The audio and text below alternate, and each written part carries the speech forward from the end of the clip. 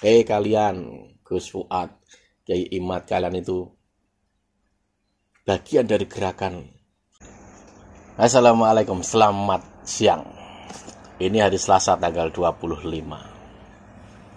Seperti biasa di bagian belakang rumah, saya lihat cuaca sangat cerah, terang. Ya mungkin kalau panas sedikit ya cenderung panas ini nanti. Sebentar lagi panas loh paling cuacanya. Saya menemukan satu video yang bisa dibilang mantap. Mantapnya kenapa? Karena beliau ini tokoh muslim yang masuk dalam list tokoh muslim berpengaruh di dunia. Beliau ini juga mantan pemimpin organisasi Islam terbesar di dunia. Kalau isinya sih biasa dalam artian normatif lah. Tapi bersedianya beliau ini berbicara, paling tidak ini seperti apa ya? Cerahnya matahari. Ini dia videonya. Wali Songo merupakan auliaillah, wali para wali Allah yang telah berjasa besar menyebarkan agama Islam di Nusantara ini. Wali Songo merupakan panutan kita, qudwah kita yang harus kita teladani dengan mental yang besar, dengan kegigihan yang luar biasa, berhasil mengislamkan masyarakat Nusantara sampai-sampai menyebabkan hilangnya kerajaan Majapahit dan kerajaan Pajajaran juga Sriwijaya di Palembang. Itu tanpa peperangan, tanpa kekerasan, tanpa konflik senjata. Dengan apa? Dengan pendekatan thaqafah wal hadarah, akhlakul karimah, budaya dan peradaban.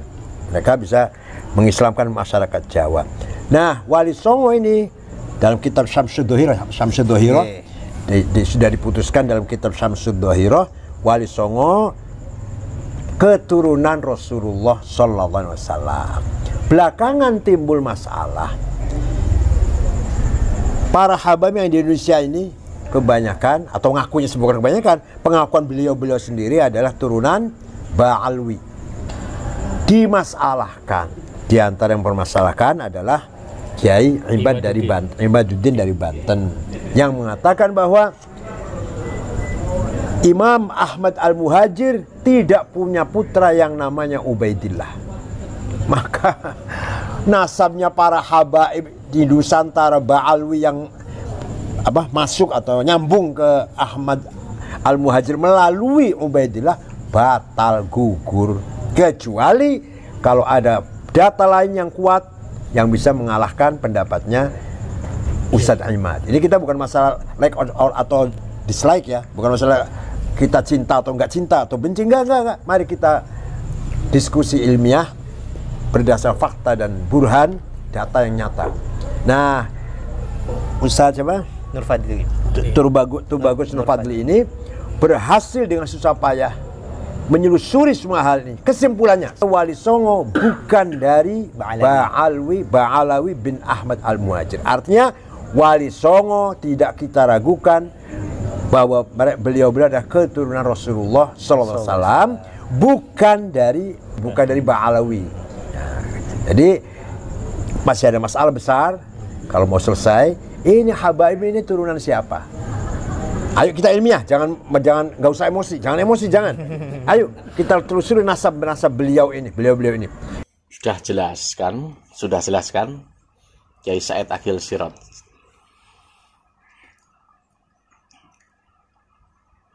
Ini loh yang dimau itu seperti ini. Ada tokoh ulama yang punya nama besar ikut ngangkat, paling tidak misalkan, paling tidak karena ketua PBNU Gus Yahya Stakuf itu agak beda. Nah, ini agak beda juga. Tapi agak bedanya ini benar-benar mampu menempatkan, beliau ini kiai yang banyak pengikutnya, yang dilihat orang, yang didengarkan orang, makanya menyambut seperti itu. Di samping itu juga beliau ini seorang akademisi, santri juga, akademisi juga. Ya udah jelas kan, kata-katanya beliau ilmiah. Bahkan dari kubunya Kiai Imad, Gus Fuad itu berani membiayai tes DNA bagi mereka yang misalkan ragu dengan nasabnya, terutama orang-orang di seberang sana. Pasti Anda tahu maksudnya. Tapi dari mereka juga nggak berani untuk tes DNA. Aneh, simple padahal. Tapi mereka nggak mau. Sampai bilang orang-orangnya Gus Fuad, orang-orangnya Kiai Imad, saya bayari tes DNA, tetap nggak mau mereka. Nggak tahu apa yang ditakutkan. Padahal hanya kajian ilmiah. Simple kok gitu loh. Mau orang itu diuntungkan jadi ulama, mau jadi turunan nabi, yang dilihat orang itu apa? Karyanya. Kalau misalkan ulama, ya keulamaannya itu, ilmunya itu. Ya mungkin bagi yang selama ini membanggakan keturunan, makanya mereka ragu. Atau punya pilihan yang lain. Mungkin ada yang tes DNA diam-diam. Juga bisa. Lalu hasilnya udah ketahuan, diam-diam juga bisa. Kayak kemarin itu paling tidak, sebelum Kiai Said ini berbicara. Ya kan, seakan-akan tuh ada yang abstain. Dari orang PBNU ada yang abstain. Lalu sebelumnya juga ada Kiai Marzuki Mustamar.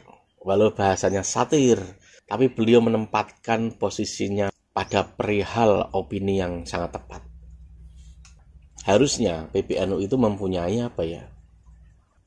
Gerakan atau apalah yang di luar struktur NU untuk mengurusi hal-hal seperti ini. Saya pelajari, saya tahu PBNU saat ini sedang menggencarkan badan-badan atau bisa dibilang gerakan yang menyangkut soal ekonomi di banyak pesantren. Sedang membangun jaringan untuk menaikkan ekonomi, perekonomian, jihad dalam sisi ekonomi di banyak lembaga, di banyak pesantren. Makanya mungkin nggak mau terganggu atau memang lagi sibuk. Padahal dulu Kiai Said juga sangat sibuk sama. Tapi memang karena Gus Yahya Stakuf itu sudah berkata PBNU tidak boleh dipakai untuk kendaraan politik. Itu antara ada baiknya, tapi juga ada hal yang kurang tepat menurut saya. Kekuatan umat itu perlu politik. Mungkin karena kata-kata beliau itu yang kemarin-kemarin itu seakan-akan menjauh dari politik dan seakan-akan mungkin menafsirkan soal nasab tesis ilmiah ini dianggap itu bagian politik. Makanya sangat-sangat berusaha menjauh. Tapi harusnya ya nggak usah berkomentar yang bisa dibilang nggak enak didengar gitu loh. Harusnya lebih baik diam. Itu tadi, misalkan PBNU itu punya program, mungkin nggak mau terganggu, harusnya punya harusnya punya gerakan atau badan otonom yang itu posisinya samar atau posisinya di luar konteks PBNU tapi sebenarnya PBNU. Harusnya seperti itu. Atau bisa dibilang orang-orang yang selama ini seperti Kiai Imad, Gus Fuad itu memang bagian jadi struktur yang di luar konteks. Yang memang ya itu urusan kalian. Apakah seperti itu? Atau memang ya itu gitu loh.